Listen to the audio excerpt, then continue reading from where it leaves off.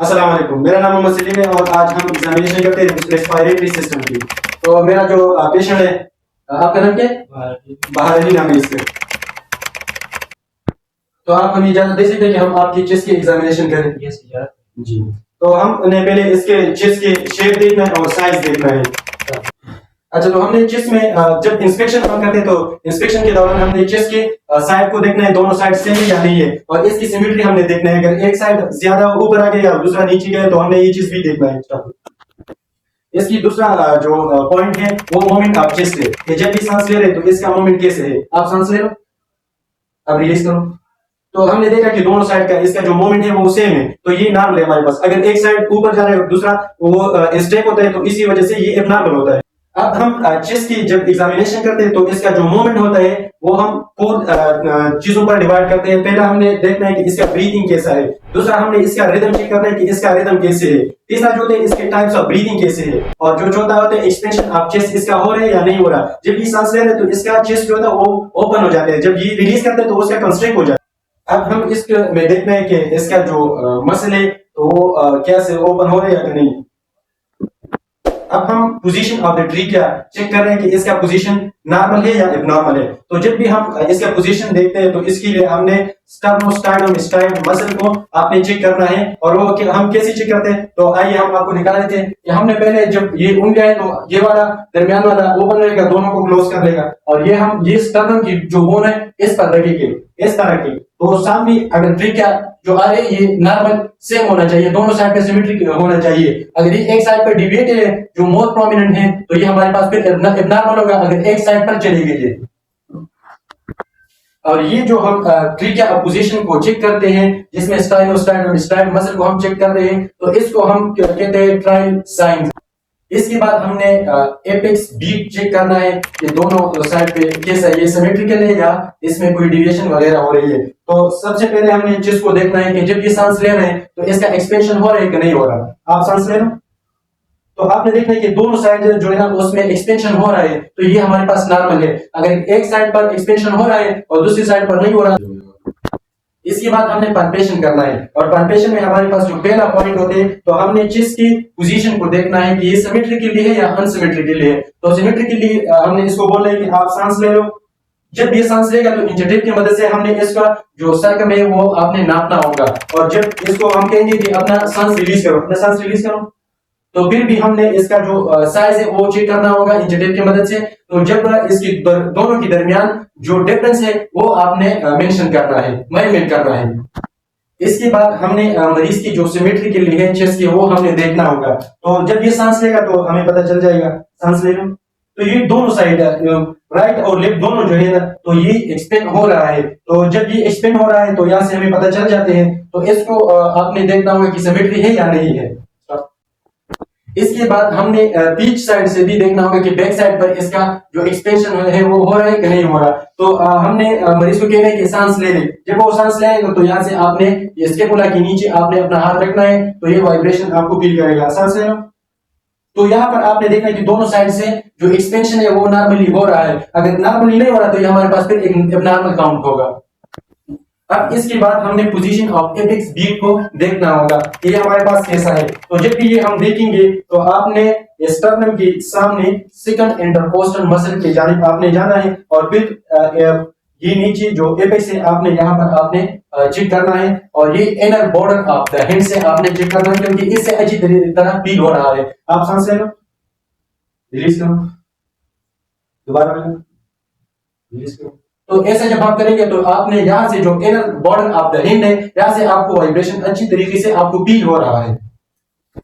इसके बाद हमने पल्स रिस्पायरेशन चेक करना है कि पल्स रिस्पायरेशन रेशो इसकी कैसे है। तो आपने यहाँ से पल्स को चेक करना है कि पल्स इसकी आ रही कि नहीं आ रही। अगर आ रही तो हमने मेजर करना है। फॉर एग्जांपल इसका जो पल्स रेट है वो 80 है और जो रिस्पायरेशन है वो फॉर एग्जांपल 15 है, तो हमने पल्स डिवाइड बाय रिस्पायरेशन करना है। फॉर एग्जांपल इसका जो आउटकम है वो 5 है, तो हम इसको पल्स रिस्पायरेशन रेशो कहते हैं। इसके बाद हमने देखना है टेक्टाइल वोकल परमिटेशन। तो इसकी चेकिंग के लिए हम क्या करना है, आपने मरीज की जो चेस्ट है तो उस पर आपने इनर बॉर्डर के हैंड से आपने इसको चेक करें और मरीज को बोले कि 11 बोले। जब ये 11 बोलेगा या 99 बोलेगा तो इसका जो वाइब्रेशन है वो आपको अच्छी तरीके से इनर बॉर्डर तो इसके लिए हमने मरीज को बोला है कि आपने 99 बोलना है, और जब 99 बोलेगा तो इसका जो inner border of the head है उससे आपको अच्छी तरीके से फील होगा कि इसका वाइब्रेशन आ रहा है कि नहीं। जब ये प्रोनाउंसिएशन करेगा तो इसका जो वाइब्रेशन है वो आपको फील अच्छी तरीके से होगा। तो मैं मरीज को बोल रहा हूँ 99 बोलो,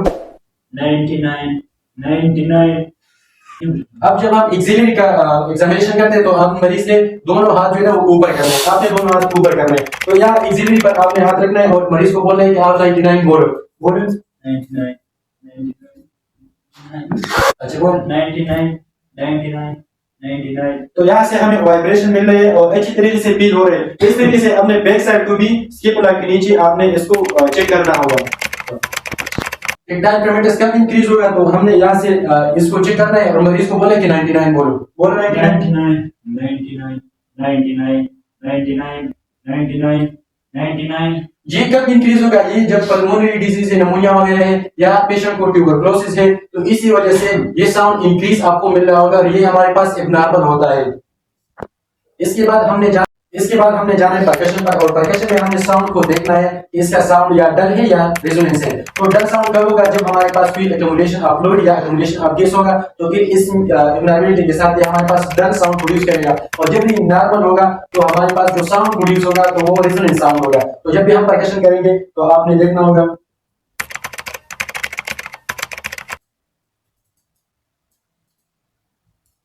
तो यहाँ पर जो साउंड प्रोड्यूस हो रहे हैं तो वो रेजोनेंस साउंड प्रोड्यूस हो रहे हैं और इसको हम नॉर्मल साउंड कहते हैं। इसी तरीके से आपने एक्सिलरी साउंड को भी चेक करना होगा और पेशेंट को बोलना कि दोनों हाथ ऊपर करें। तो जब ये ऊपर करेगा तो आपने यहाँ से और जो बैक साइड है आपने वहां से भी इस तरह का साउंड रेजोनेंस साउंड प्रोड्यूस होगा। और फिर पेशेंट को बोलने कि आप बैक साइड करें। तो जब बैक साइड हो जाएगा तो पेशेंट के जो साउंड है वो आपको चेक करना होगा और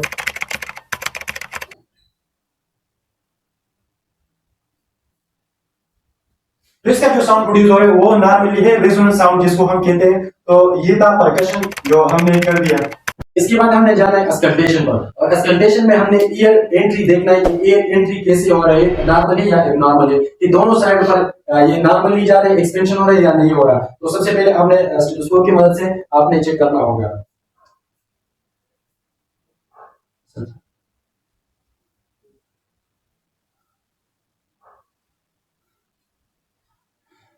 इस तरीके से ये हमारे पास जो साउंड प्रोड्यूस हो रहे हैं तो ये नॉर्मली है, दोनों साइड पर सिमेट्रिकली एक्सपेंशन हो रहा है, जिसकी जो एक्सपेंशन है वो नॉर्मली हो रहा है हमारे साथ। इसके बाद इसके टू टाइप्स ऑफ ब्रीथिंग होते हैं। एक इसको हम कहते हैं वेस्कुलर ब्रीथिंग साउंड और दूसरे को हम कहते हैं ब्रेकियल ब्रीथिंग साउंड। तो वेस्कुलर ब्रीथिंग साउंड जो हमारे साथ है वो साइड होती है। यहाँ पर हमने चेक करना है कि नॉर्मली साउंड प्रोड्यूस हो रहा है या नहीं हो रहा। तो सांस ले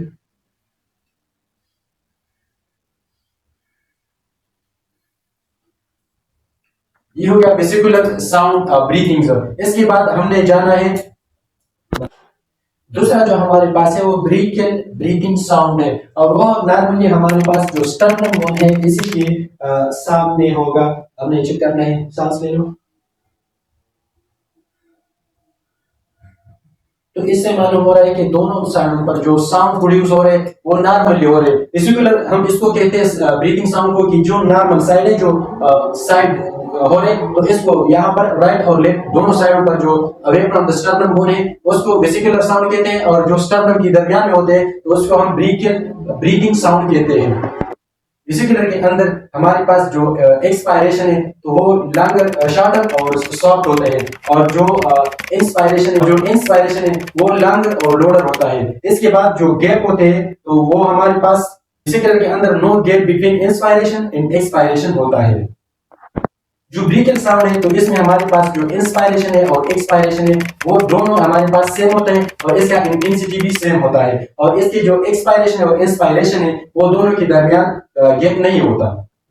इसके बाद हमारे पास आ रहे हैं जो बात करें किया है वोकल रेजोनेंस। तो वोकल रेजोनेंस हम किसको कहते हैं? हमने पेशेंट की जो चेस्ट है उसमें साउंड को चेक करना है। तो मरीज को आपने बोलना होगा कि 11 बोले या 99 बोले। जब भी वो बोलेगा तो आप किस की मदद से करेंगे? तो हम स्टेथोस्कोप की मदद से करेंगे, और मरीज को बोलना होगा कि ब्रीथ ले लें। तो नॉर्मली आप ब्रीथ ले लो।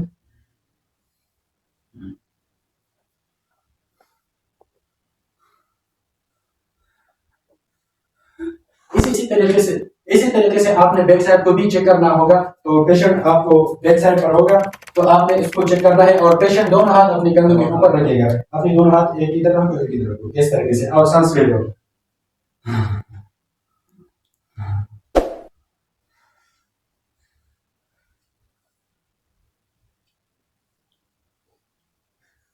तो इस स्टेथोस्कोप की मदद से आपने इसकी साउंड को चेक करना होगा। ये था हमारा रिस्पायरेशन सिस्टम का जो एग्जामिनेशन थे, हमने पॉइंट टू पॉइंट आपके सामने एक्सप्लेन किया। Thank you so much for watching.